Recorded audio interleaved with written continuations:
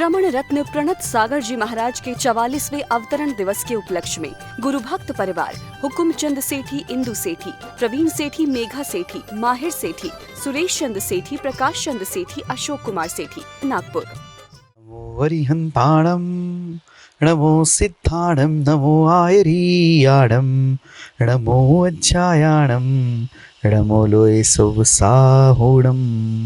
बोलो पंच परमेष्ठी भगवान की जय। 1008 आदिनाथ भगवान की जय। बोलो शांतिनाथ भगवान की जय। बोलो आचार्य भगवान गुरु श्री विशुद्ध सागर महाराज की जय। बोलो मुनि श्री सुप्रभ सागर जी महाराज की जय। मुनि श्री प्रणत सागर जी महाराज की जय। जिनेंद्र बहुचर्चित कार्यक्रम समीचीन विकल्पों का सम्यक समाधान, इस कार्यक्रम में मैं आप सभी का स्वागत करता हूं। आचार्य भगवान गुरुदेव श्री विशुद्ध सागर महाराज जी के स्वर्णिम जन्म जयंती महोत्सव के उपलक्ष्य में इस कार्यक्रम का आगाज हुआ था। बहुत ही अल्प समय में यह कार्यक्रम अपने फनक पे है।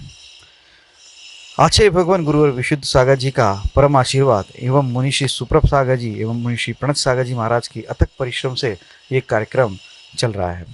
मैं आपका ज़्यादा समय नहीं लेते हुए मुनि श्री के चरणों में बारंबार नमोस्तु करता हूं और आज के कार्यक्रम को गति प्रदान करने की विनंती करता हूं। नमोस्तु नमोस्तु नमोस्तु महाराज। ओम नमः सिद्धेभ्य। पंच परमेष्ठी भगवान की परम पूज्य आचार्य भगवंत गुरुवर विशुद्ध सागर जी मुनि महाराज की, परम पूज्य मुनि श्री सुप्रभ सागर जी महाराज की।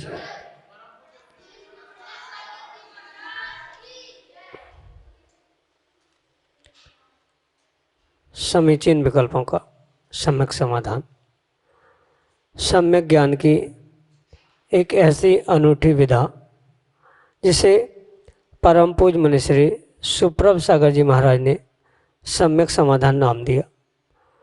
परम पूज्य आचार्य भगवंत गुरुवर विशुद्ध सागर जी महाराज के मंगल सभा शिष्य, उन्हीं के सुयोग्य शिष्य परम पूज्य मुनि श्री सुप्रभ सागर जी महाराज के मुखारविंद से हम सभी अपने समीचीन विकल्पों का सम्यक समाधान प्राप्त कर रहे हैं। विकल्प कैसा भी हो, लेकिन परम पूज्य मुनिश्री जो उसका सम्यक समाधान आगमिक, तर्कपूर्ण और अंतरंग बाहरंग परिस्थितियों को अनुकूलतापूर्वक देते हैं, वह निश्चित ही हमारे मन को निर्विकल्प बनाने के लिए एक परम कार्यकारी उपाय है। देश देशांतर से अनेकानेक समीचीन विकल्प हमें यहाँ प्रतिदिन प्राप्त हो रहे हैं और परम पूज्य मुनिश्री उनका आगमुक्त विधि से हम सबको सम्यक समाधान प्रदान कर रहे हैं। प्रारंभ करते हैं आज का सम्यक समाधान। और आज का पहला विकल्प आष्टा मध्य प्रदेश से अनन्य गुरु भक्त डॉक्टर मगन जैन, श्रीमती चंदा जैन सपरिवार परम पूज्य मुनिश्री के चरणों में त्रिकाल त्रिभक्ति पूर्वक कोटि कोटि नमोस्तु निवेदित करते हुए अपना समीचीन विकल्प रख रहे हैं कि महाराज जी, कर्म अपना फल यथावत देते हैं, परंतु आंतरिक शक्तियों और बाह्य परिस्थितियों के अनुकूल ना रहने पर कर्म अपना फल कैसे देते हैं। हमारे समीचीन विकल्प का सम्यक समाधान करने की अनुकंपा करें। नमोस्तु महाराज जी, नमोस्तु। ओम नमः सिद्धम। परम पूज्य आचार्य भगवान गुरुवर विशुद्ध सागर जी महाराज के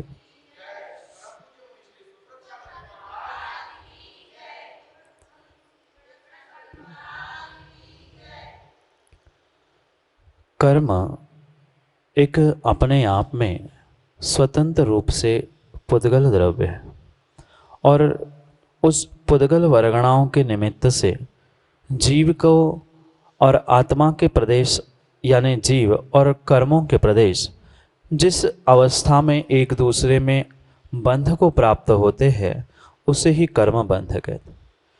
रही बात बाह्य परिस्थिति और अंतरंग शक्ति, इन सब का उस कर्मोदय से और कर्म आश्रव कर्म बंध के समय पर कुछ न कुछ प्रभाव अवश्य रहता है, पर सर्वथा हमारे अंतरंग शक्तियाँ और बहिरंग तपस्या आदि परिस्थितियाँ उस पर प्रभाव डाले ही ये सर्वथा जरूरी नहीं होता। क्योंकि ये बात हमें समझनी होगी कि जब कर्म का उदय आता है तो वह कर्म का उदय परिपूर्ण रूप से हमने पिछले समय में, पिछले काल में जिस प्रकार से कर्म का आश्रव बंध किया होता है, वैसे ही उस कर्म के आश्रव बंध के अनुसार ही आने वाले समय में उनका उदय और उसके निमित्त से हमें उसका विपाक, चाहे अच्छा हो चाहे बुरा हो, वह प्राप्त होता है। ऐसे परिस्थिति में जीव की जो बाह्य परिस्थितियाँ हो या अंतरंग शक्तियाँ हो, अगर तीव्र कर्म का उदय होता है तो उस समय पर जीव की किसी भी प्रकार की बहिरंग पुरुषार्थ, अंतरंग पुरुषार्थ, बाहर की परिस्थितियाँ, अंतरंग शक्तियाँ, सहन शक्ति आदि किंचित भी कार्यकारी नहीं होती। जब बाह्य परिस्थिति, अंतरंग शक्तियाँ उस कर्म के उदय पर प्रभाव डालने की शक्ति रखते हैं, तब वह कर्म का उदय नियम से मध्यम या जघन्य अंशों में होना आवश्यक होता है। ये करणानियों का सिद्धांत है। जब कर्म का तीव्रतम उदय होता है और बिल्कुल मंदतम उदय होता है, ऐसे समय पर कभी भी जीव का अंतरंग बहिरंग किसी भी प्रकार का पुरुषार्थ नहीं चलता। कर्मों के उदय पर या कर्मों को उदय पे आने के पहले भी उन पर जो भी जीव का पुरुषार्थ चलता है, परिपूर्ण रूप से मात्र और मात्र मध्यम अंशों में जब कर्म का उदय चलता है, उसी समय पर जीव का अंतरंग बहिरंग पुरुषार्थ कार्यकारी होता है। अन्यथा अन्य समय में वह बाह्य अंतरंग पुरुषार्थ कर्म पर, कर्म के उदय पर कार्यकारी नहीं हो सकता। इसलिए जीव की कितनी ही प्रबल आंतरिक शक्ति हो या कितनी ही अनुकूल प्रतिकूल कैसी ही परिस्थिति भी क्यों ना हो बहिरंग रूप से, वह तभी कार्यकारी हो सकता है अगर वह कर्म का उदय उस अनुसार, उस अंशों में वह मध्यम या जघन्य होता है।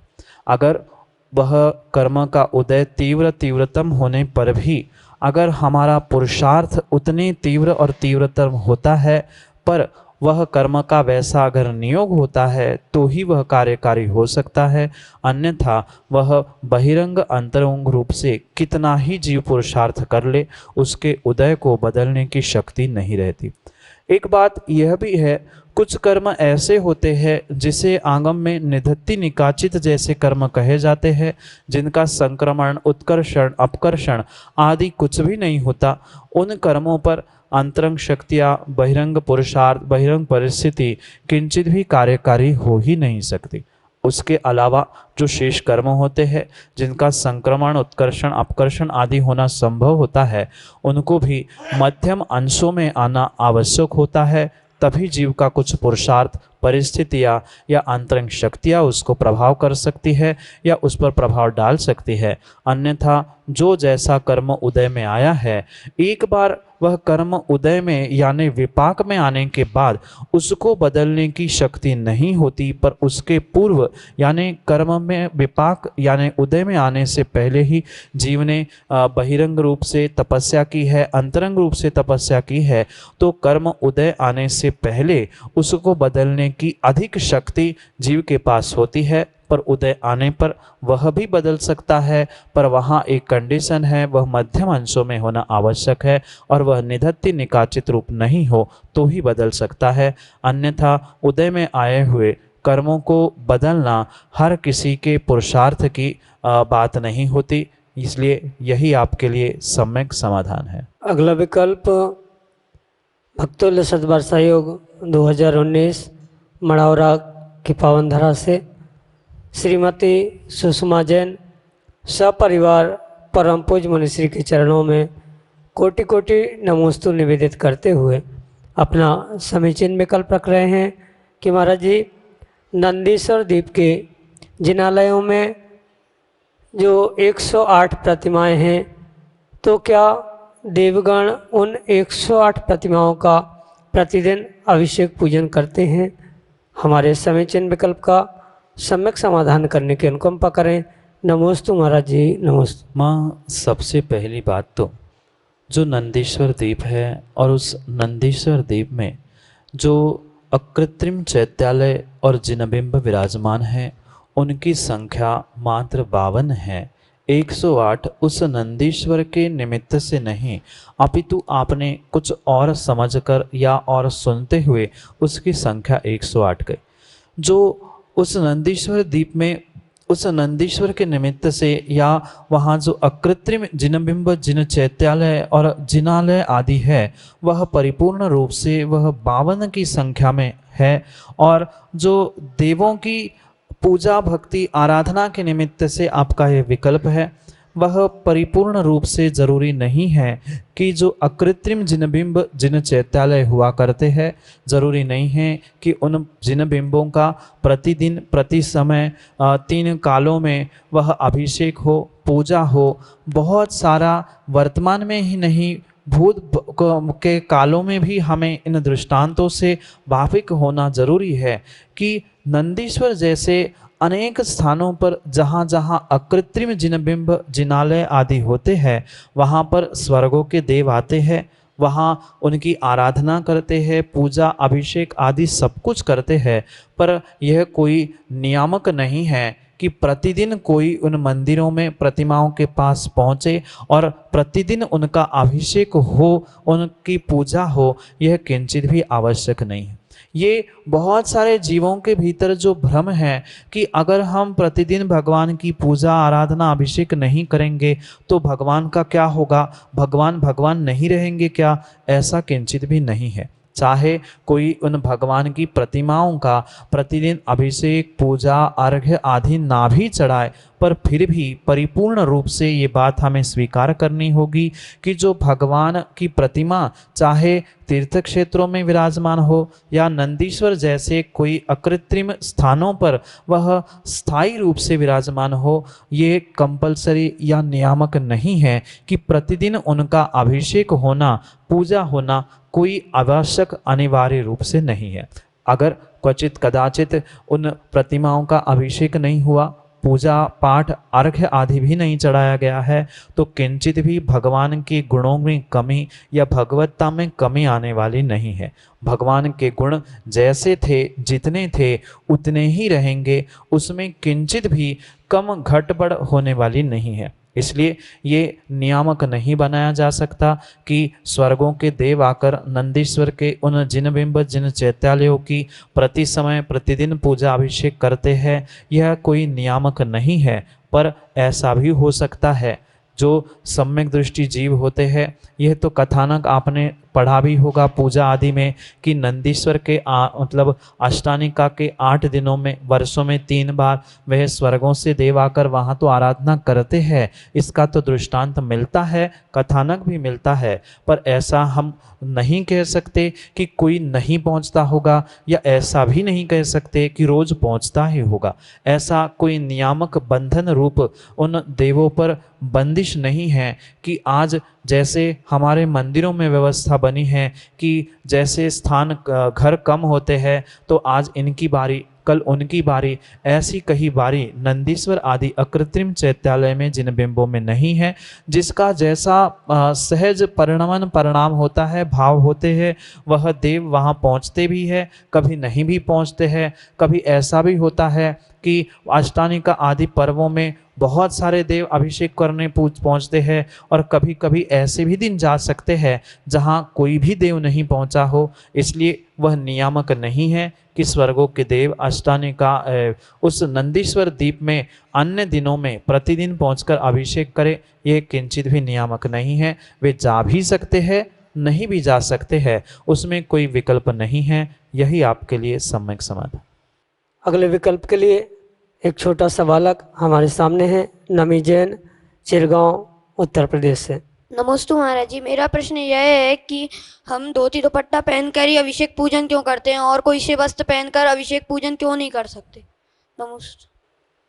आचार्य भगवंत ने जब भगवान की पूजा और निर्ग्रंथ के दान की व्याख्या की है, वहाँ पर परिपूर्ण रूप से आचार्य भगवंत कहते हैं कि श्रावकों को और जो पुरुष वर्ग है उनके लिए परिपूर्ण रूप से मात्र 2 अखंड वस्त्रों का ही प्रयोग करना अनिवार्य।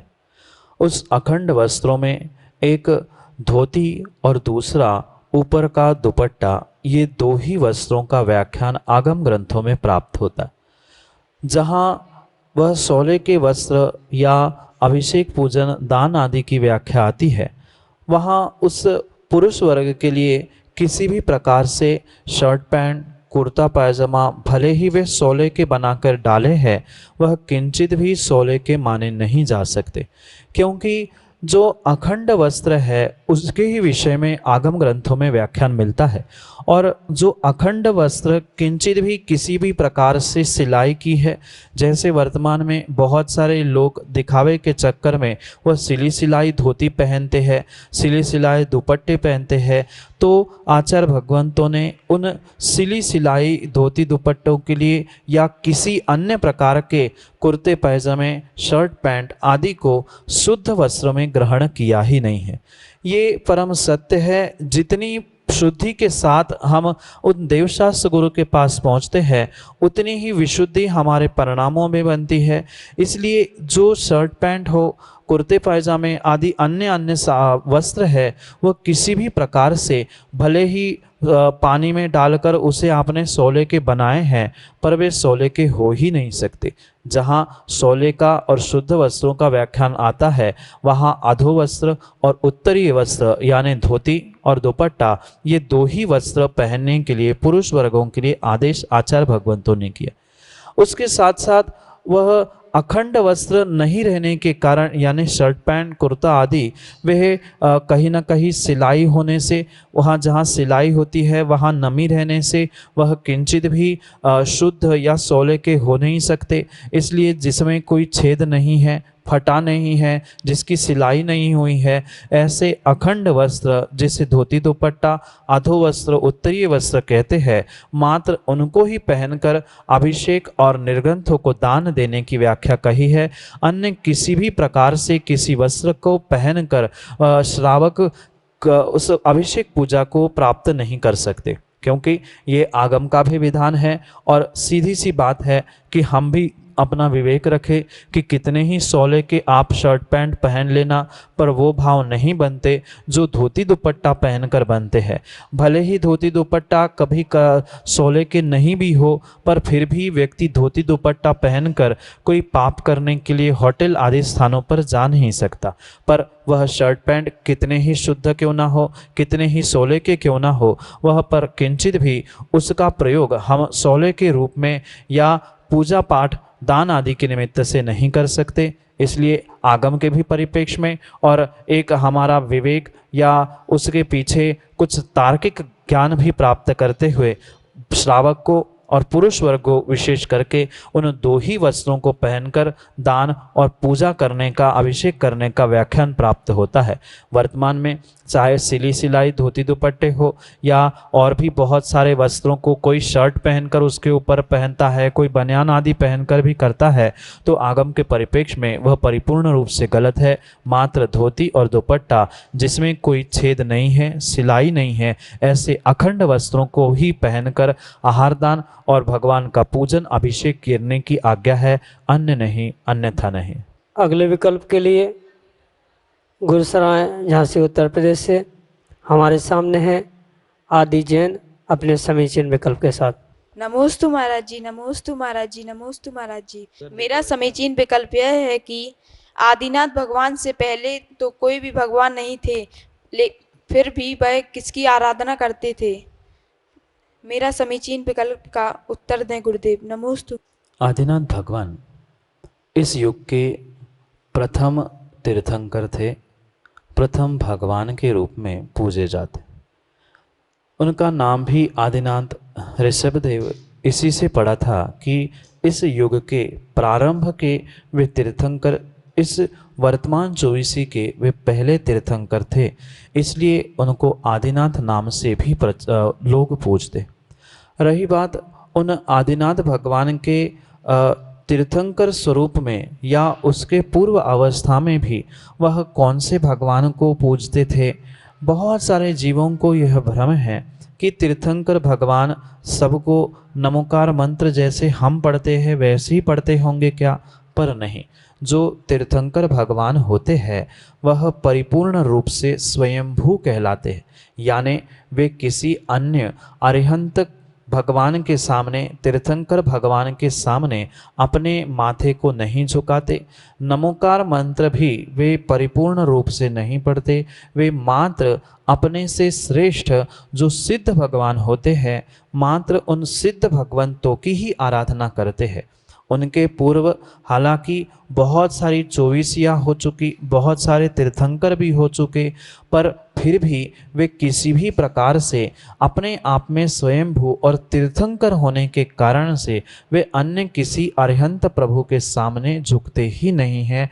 ऐसा उनका नियोग ही हुआ करता है, क्योंकि तीर्थंकर पद की गरिमा इतनी बड़ी होती है। सामान्य केवली तो फिर भी तीर्थंकर केवली के सामने झुकते हैं, उनके समोशरण में भी पहुंचते हैं, पर जो तीर्थंकर केवली होते हैं, 24 तीर्थंकर चाहे वर्तमान के हो, भूत के हो या भविष्य के हो, वे कभी भी किसी भी प्रकार से किसी अरिहंत प्रभु के सामने नहीं झुकते।